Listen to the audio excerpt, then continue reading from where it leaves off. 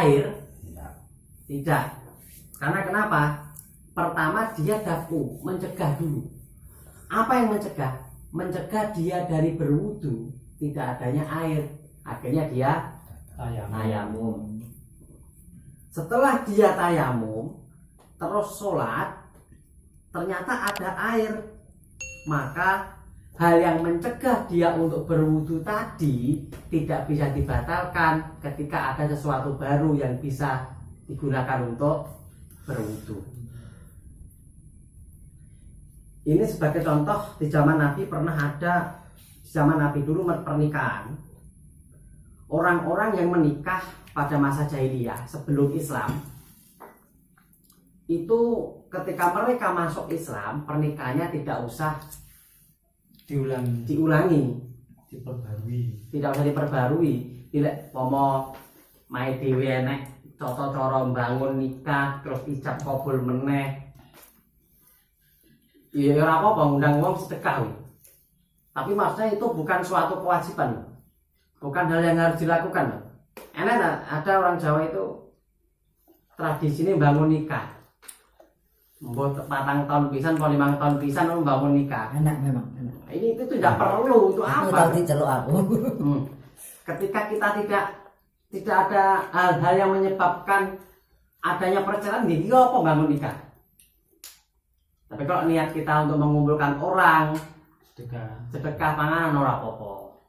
Dalam masa jahiliyah iku mbiyen misalnya salah satu pasangan saja yang masuk Islam.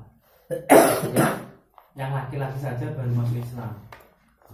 Terus pernikahannya piye karo sing jahiliyah? Nah, istilahnya iki akan ditarik ning kene. Ditarik ini kan ngono, ditarik ini zaman saya kan ngono. Oke. Ada beberapa hukum tertentu dalam Al-Quran yang menyangkut tentang pernikahan beda agama. Nah, ini kan pernikahan beda agama. Bagaimana pernikahan beda agama menurut Islam? Di Indonesia menurut MUI tidak sah. Loh, tapi apakah menurut Islam di dunia bukan Indonesia itu sah? Di sini ada dipelajari. Di dalam Al-Quran, ya, surat Al-Baqarah dijelaskan wala tunfikul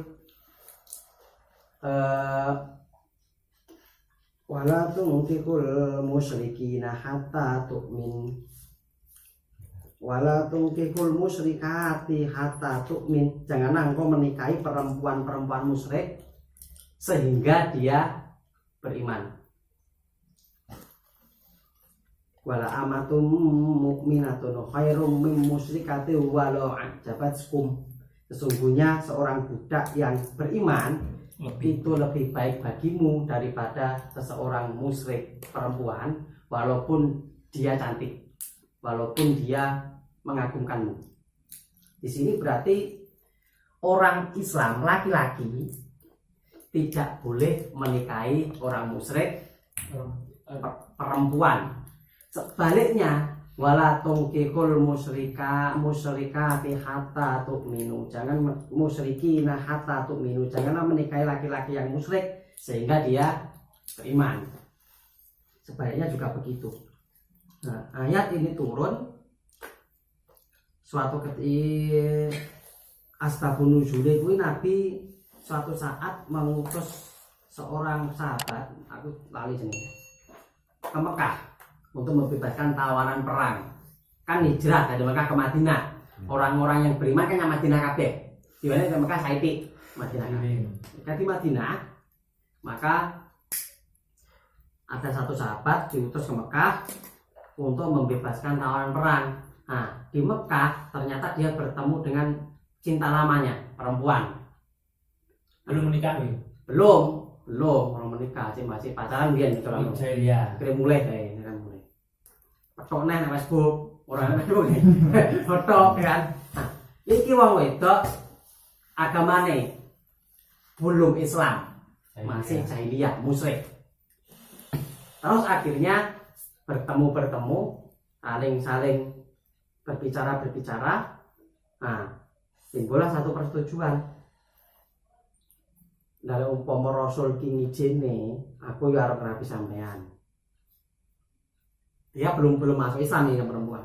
Akhirnya laki-laki ini pergi ke Rasul, nanya ke Madinah. Nah, dengan Rasul dilarang. Pelarangan Rasul ini turun ayat 5 wala tuqikul musyrikati hatta tu'minu memang. Jadi di situ laki-laki menikahi perempuan yang musyrik hukumnya haram karena beda agama. Cuman seperti Imam Nukatsir, Imam Al-Qurtubi, tafsir-tafsir yang gede-gede dia memaknai di sini yang disebutkan adalah musyrik. Musyrik itu orang yang tidak agama, bukan agama samawi. Musyrik. Bagaimana kalau orang menikahi Yahudi, Nasrani atau Majusi? Ini kan agak ya. Yahudi dan Nasrani ini kan agama ini. Yahudi agama Nabi Musa, Nasrani agama Nabi Isa. Apakah boleh? Yang punya agama. Kalau menikah ini apakah boleh? Maka ketika ada kasus seperti itu turun ayat lagi, ayatnya rasalah surah Al-An'am.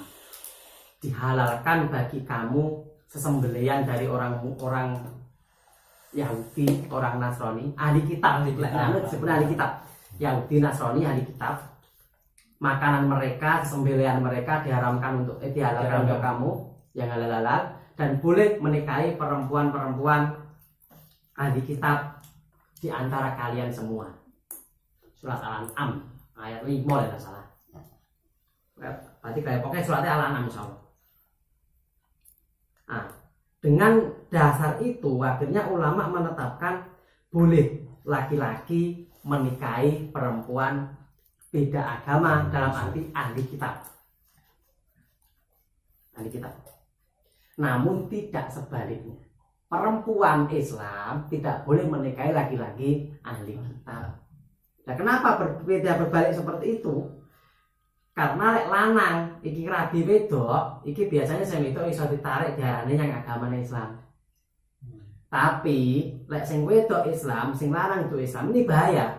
Sing wedok ketarik. Sing wedok biasanya ketarik dan anaknya pun akhirnya ketarik menuju agama bukan Islam. Artis-artis. Tapi lek Indonesia dilarang. Lah, ahli kitab ini ahli kitab yang model bagaimana? Nah, di sini ada perbedaan ulama nih.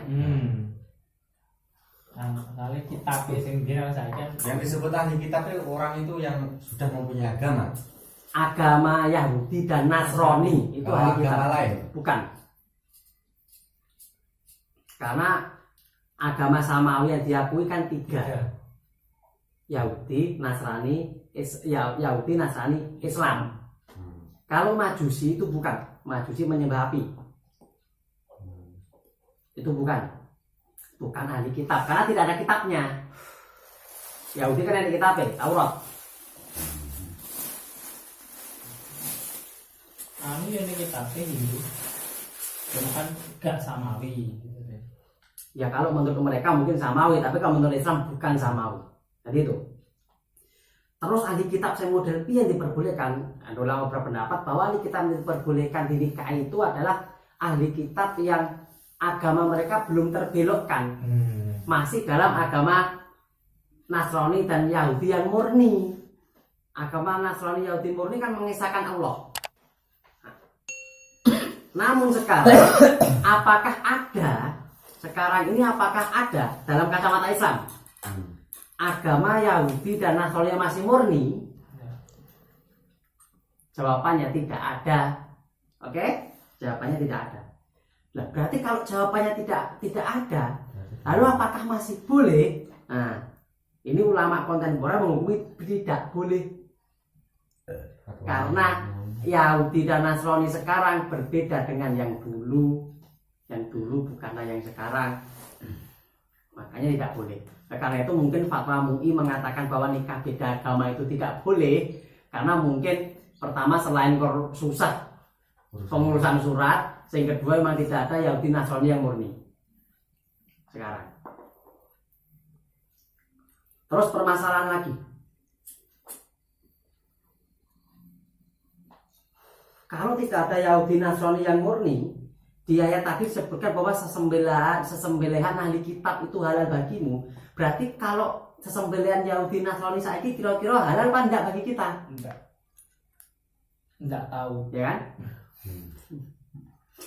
Iya kan begitu? Enggak. Oke? Tak tarik aja. Tetap sah. Tetap Boleh. Siapapun, walaupun bukan agama Yahudi dan Nasrani, yang penting menyembelihnya menyebut Allah, mbuh wong iki percaya Allah apa enggak. Yang penting wong iki nyebut Allah ketika menyembelih, boleh dimakan agama Islam. Kira nyebut Allah. Oleh kok gak oleh. Anjing gitu. Lalu enggak tahu. Maksudnya? Gak ngerti cara penyembelihannya. Gak ngerti cara Ade ngerti, ade istilahnya. Bismillahirrahmanirrahim tok. Enek pemotongan niku koyo KFC. Ya. Nggih alat yo. Heeh. Coba. Iya. Waduh. Iya, nyapa? Tapi ade ngerti lah kuwi sing beleh kuwi nyebut namanya Allah. Biasanya kalau mayoritas orangnya Islam, kui biasanya penyembelihannya dengan cara Islam. Karena netral. Makanan Islam boleh dimakan semua kalangan. Tapi cara semua kalangan yang lain belum tentu boleh untuk Islam. Ngene ae. Enek restoran warung mangan sing duwe iki Cina. Iya. Lah dhe mangan ning kono kuwi oleh ra? Awake dhewe. Didelok no. Silpan apa? Ayam Pak, ayam goreng. Oke, ayam goreng. Ketika kita tahu bahwa penyembelihannya bukan dengan cara Islam, maka tidak boleh. Namun biasanya oke wong Islam sing mampir dhewe husnudon. Husnudon ae. Nah, terus kalau makan dari luar negeri, saya label halal kok bingung. Tapi kalau daripada ragu mendingan dihindari. Kan label halal itu kan halal bahan ya. Tidak, halal itu semua. Sampai nyembelihan. Iya dong. Kalau makanan itu halal bahan, halal proses. Yang tidak halal sing asli loh, orang halal kaleng-kaleng kuwi. Maksudnya kok warung sing dhewe kino ngono gitu loh. Halal nek jane terus nek halal, ora sing terdaftar MUI restoran apa hari lagu di wong Cina ora Oh istilahnya. boleh, kalau saya boleh. Tapi pekerjaannya Lah terus, lah nek akhirnya penyembelih halal, ya dosane sanggung kono. Kita kan husnudon, percaya. Coba babi tidak boleh halal, ya itu dia lah percaya kita orang mungkin kan orang muntah halal ya gak mungkin. Orang halal lah mungkin. Tuh dua ada ya. So ngomong yo, ramuta halal. Tuh dua bilare tuh. Makanya 02 itu tidak ada yang berani memberi label halal. Lah enek wong bakulan ngono kuwi nek omahku kan enek label halal. Tak seneni wong. Ora halal payenan kok. Subhanallah hukumnya kok. Wah, mas gitu.